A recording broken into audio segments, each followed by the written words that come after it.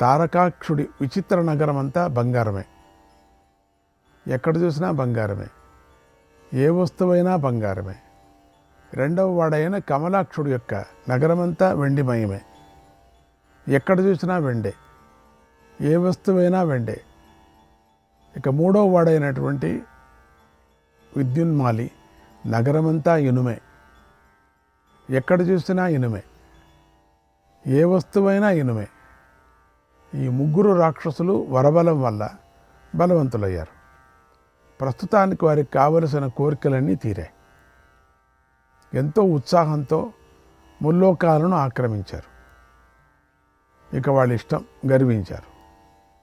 ప్రజాపతి అంటే ఎవరు అని ప్రశ్నించారు. తమకు వరమిచ్చిన బ్రహ్మదేవుణ్ణే మరిచిపోయారు. ఆ వీర దానవుల వద్దకు లక్షల కోట్ల మంది దానవులు అనేక ప్రదేశాల నుంచి వచ్చి చేరారు. వారి సైన్యం బలవంతమైపోయింది. వారందరూ మాంసాహారులు, మదించున్నవారు. ఆ దానవులు పూర్వం దేవతల చేతులు ఓడినటువంటి వాళ్ళు. వారు మళ్ళీ గొప్పగా ఐశ్వర్యాన్ని పొందాలని ఈ 3 పురాణాలను ఆశ్రయించారు. ముగ్గురు రాక్షసులను రాజులుగా చేసుకున్నారు. మాయాసురుడు వీరందరికీ లభ్యం కాని వస్తువులను సమకూర్చి పెట్టాడు. అతడి ఆశ్రయంతో వారందరూ ఎలాంటి భయం లేకుండా ఉన్నారు. ఈ త్రిపురాలను ఆశ్రయించిన వాడు మనస్సులో ఏది కోరుకుంటే దాన్ని మయుడు మాయతో కల్పించి ఇచ్చాడు. తారకాక్షుడి కుమారుడి పేరు హరి. అతడు చాలా బలవంతుడు. మహత్తరమైన తపస్సు చేశాడు.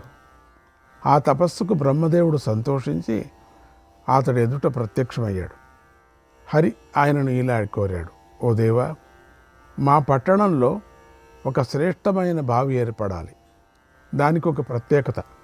అదేమిటంటే మరణించిన దానవులను మేము అందులో వేస్తే వారు తిరిగి బ్రతకాలి, వారు మహాబలవంతులు కావాలి అని కోరాడు. బ్రహ్మదేవుడు వరం ఇచ్చాడు. వెంటనే అక్కడ ఒక బావిని సృష్టించాడు. అది మరణించిన వారిని బ్రతికిస్తుంది. ఒక దైత్యుడు ఏ రూపంలో ఉండి ఏ వేషంలో ఉండి మరణిస్తే అతడి శరీరాన్ని ఆ బావిలో పడివేసినప్పుడు అదే రూపంతో అదే వేషంతో ఆ దైత్యుడు మళ్ళీ బ్రతికేవాడు. వారు తపస్సులకు దేవతలకు విపరీతమైన భయాన్ని కలిగించాలని ఆ బావిని పొందారు. దాన్ని చూసుకొని సకల లోకాలను, అన్ని లోకాలను కూడా బాధించారు. యుద్ధంలో వారికి ఎప్పుడూ క్షయం కలగలేదు, నాశనం సంభవించలేదు. అంచేత ఆ పట్టణాలలో నివసించిన సకల దైత్యులు లోభమోహాలకు వశులయ్యారు. ఇక అంతే వాళ్ళు ఇష్టం వచ్చినట్టు చేసుకున్నారు. వారు వివేకహీనులయ్యారు, లజ్జాహీనులయ్యారు, లోకాలను నాశనం చేయసాగారు. వరదానంతో మత్తులై దేవతలను వారి గణాలను పారద్రోలారు. తమ ఇష్టం వచ్చినట్లుగా విహరించారు. వారు దేవతలకు చాలా ఇష్టమైన సకల ఉద్యానవనాలను, పవిత్రమైన ఋషుల ఆశ్రమాలను, గ్రామాలను నాశనం చేశారు. దేవతలకు, ఋషులకు, పితృదేవతలకు నిలువ నీడ లేకుండా చేశారు. ఆ ముగ్గురు దైత్యులు 3 లోకాలను ఆక్రమించారు, పీడించారు. అన్ని లోకాలను వారు పీడించారు. దానికి ఇంద్రుడు కోపించాడు. దేవతలతో కలిసి వజ్రాయుధం పట్టుకొని దాడి చేశాడు. ఆ 3 పురాలను 4 వైపుల నుంచి ముట్టడించి యుద్ధం చేశాడు. ఓ రాజా, బ్రహ్మదేవుడిచ్చిన ప్రభావం వరం వల్ల ఆ పురాలను ఇంద్రుడు ఛేదించలేక ఎంతో భయపడ్డాడు. ఆ 3 పురాలను వదిలిపెట్టి దేవతలతో కలిసి బ్రహ్మదేవుడి వద్దకు వెళ్ళాడు. అక్కడ దేవతలు తమకు రాక్షసులు చేస్తున్నటువంటి అపకారాన్ని అంతా ఉన్నట్లుగా చెప్పి బ్రహ్మదేవుడికి నమస్కారం చేశాడు. రాక్షసుల వధోపాయం గురించి అడిగారు. ఆ మాట విని బ్రహ్మదేవుడు ఇలా అన్నాడు, మాపి సోపరాద్నోతి యో యుష్మాక మసౌమ్యకృత్. ఓ దేవతలారా, మీకు అపకారం చేసిన వాడు నాకు అపకారం చేసినట్టే అవుతుంది. దేవతలను ద్వేషించేవారు అసురులే, వారందరూ దురాత్ములే. వారు ఎల్లప్పుడూ అపకారం చేస్తూ ఉంటారు, మిమ్మల్ని పీడిస్తూ ఉంటారు. నాకు సకల ప్రాణులు సమానమే, ఇందులో సందేహం లేదు. అయితే ధర్మద్రోహులను తప్పకుండా వధించాలనే వ్రతాన్ని నేను పాటిస్తున్నాను.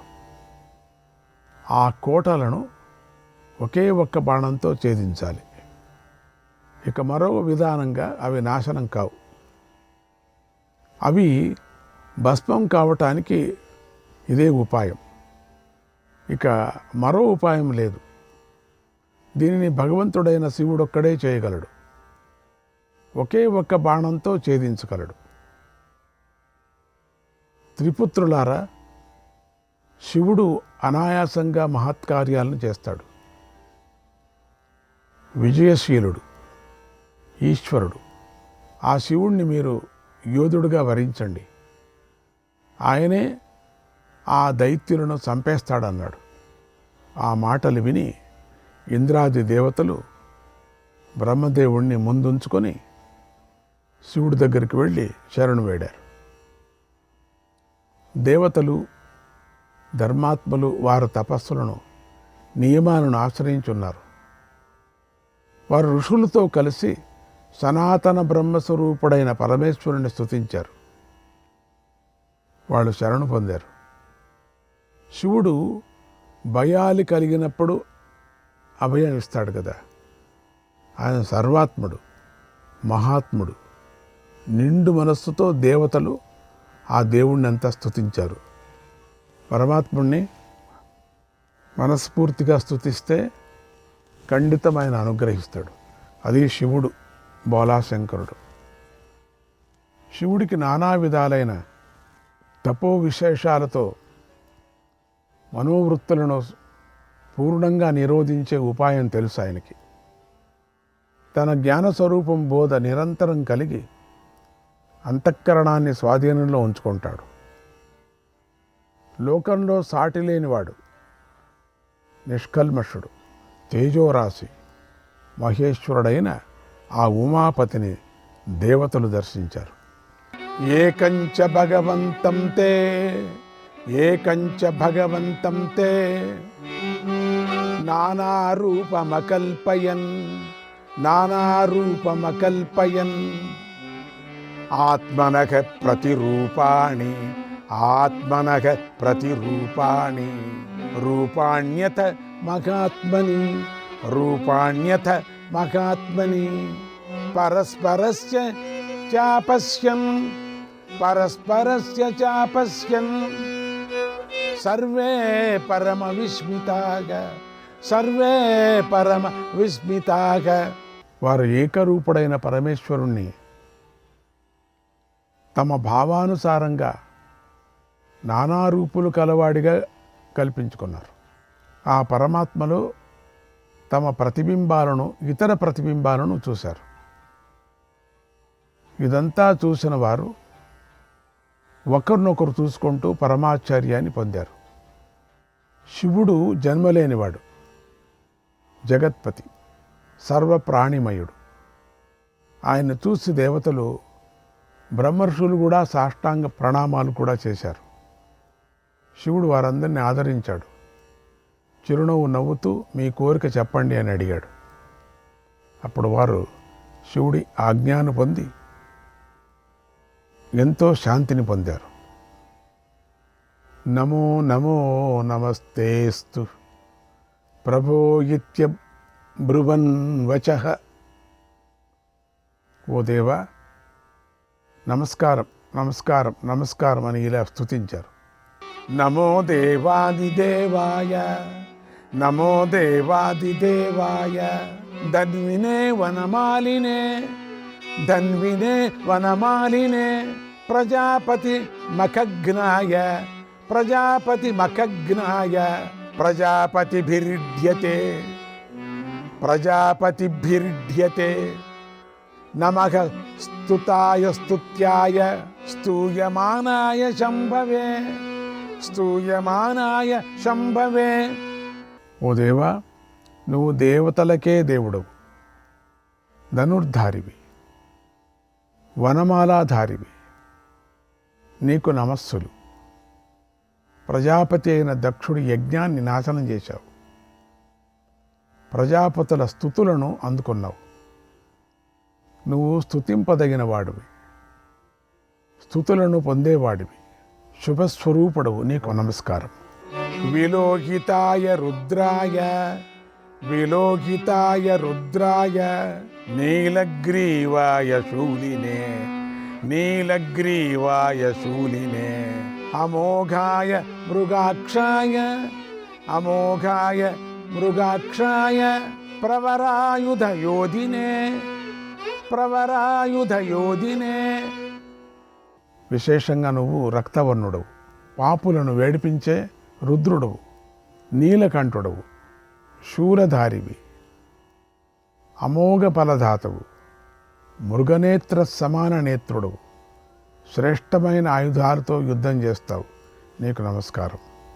అర్హాయ చైవ శుద్ధాయ అర్హాయ చైవ శుద్ధాయ క్షయాయ కృతనాయ చ క్షయాయ కృతనాయ చ దుర్వారణాయ శుక్రాయ బ్రహ్మణే బ్రహ్మచారిణే ఈశానాయ ప్రమేయాయ నియంత్రే చర్మవాససే నియంత్రే చర్మవాససే తపోరతాయ పింగాయ తపోరతాయ పింగాయ వ్రతినే కృత్తివాససే వ్రతినే కృత్తివాససే.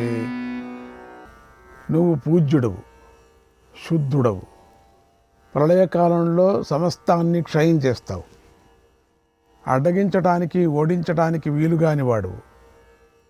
నువ్వు శుక్లవర్ణుడవు, బ్రహ్మచారివి, ఈశానుడవు, అప్రమేయుడవు, నియంతవు, వ్యాఘ్రచర్మధారివి, నిరంతరము తపస్చేస్తూ ఉంటావు, పింగళవర్ణుడవు, వ్రతశీలివి, కృత్తివాసుడవు, నీకు నమస్కారం.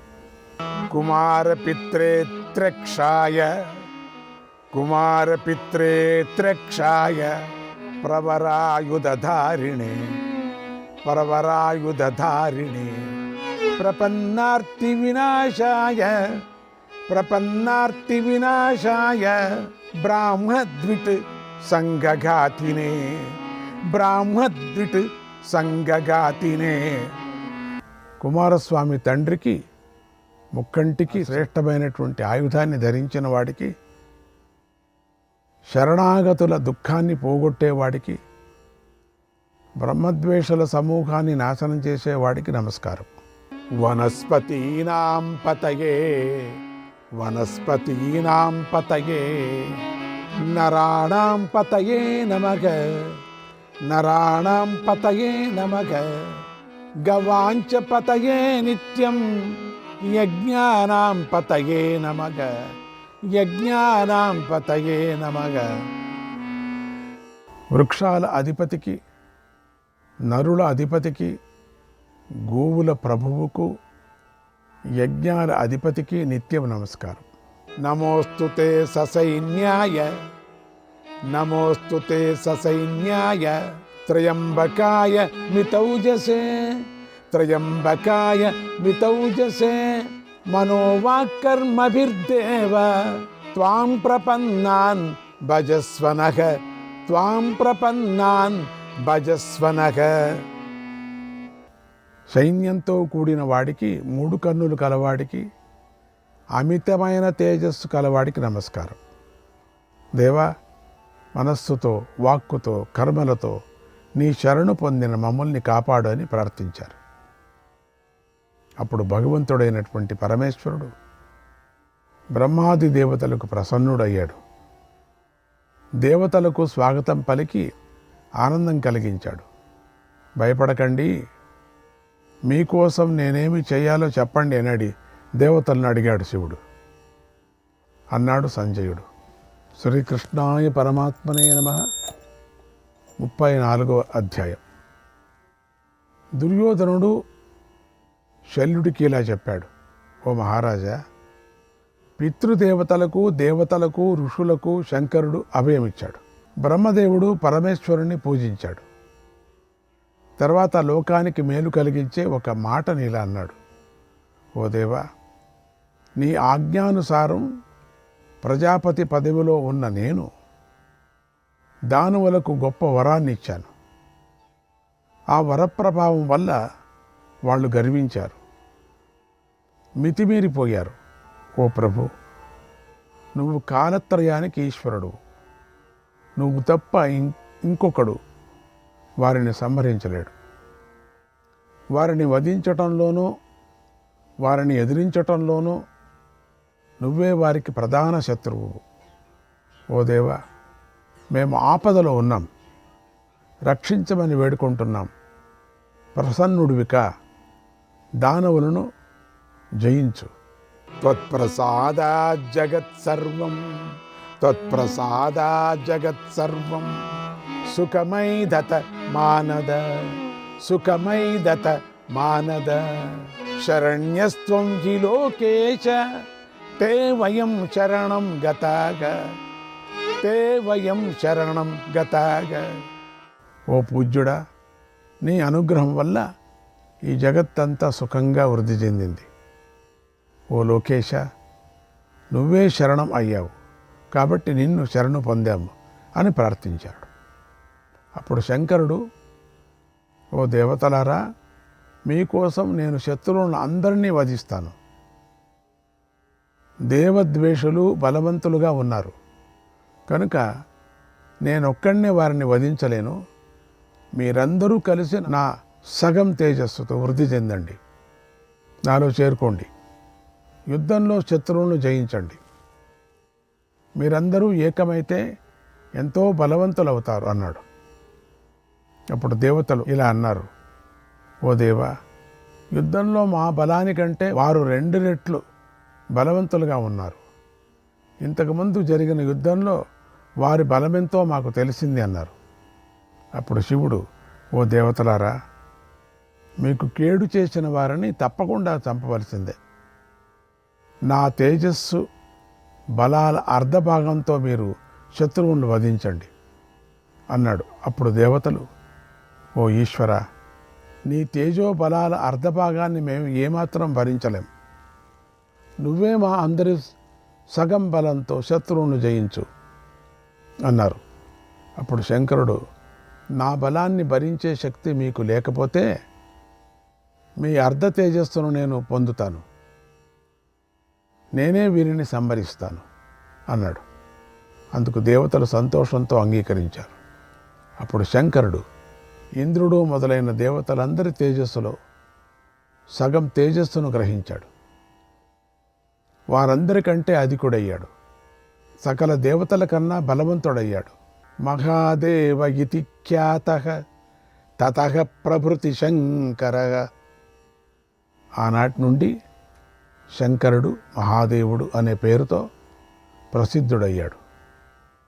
అప్పుడు శివుడు దేవతలతో ఇలా అన్నాడు. ఓ దేవతలారా, నేను ధనస్సును బాణాలను ధరిస్తాను, రథాన్ని ఎక్కి శత్రువులను వధిస్తాను. ఇప్పుడు మీరు నాకు రథాన్ని ధనుర్బాణాలను ఇవ్వండి, వాటితో నేను అందరినీ నేలకూలుస్తానన్నాడు.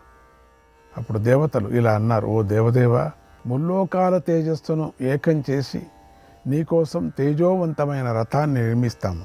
శ్రీకృష్ణాయ పరమాత్మనే నమః.